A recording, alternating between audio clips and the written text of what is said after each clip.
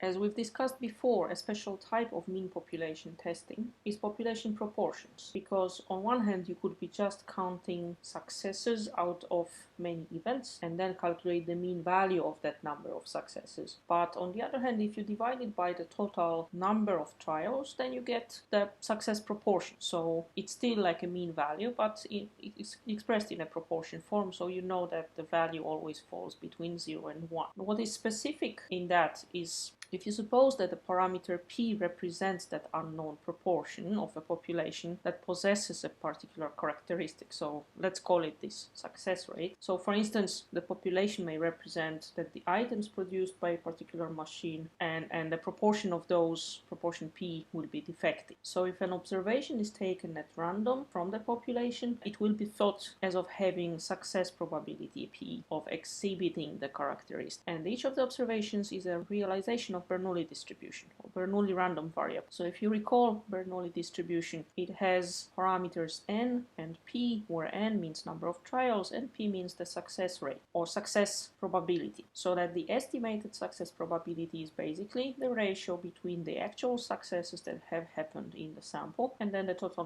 number of trials. The expected value in Bernoulli distribution is exactly that success probability, and the variance is the multiplication of success rate times the failure rate and divided by number of trials. And a nice feature about Bernoulli distribution is that for large enough values of n, the sample proportion can be taken to have approximately normal distribution when both x and n minus x are larger than 5. So that means that the proportion we estimate can be approximated with normal distribution with mean value p and variance p times 1 minus p divided by n. And when we flip it around, it means that this kind of expression is normally distributed with the standard normal distribution, so with mean 0 and standard deviation 1. And this feature will be used in the actual population proportion testing.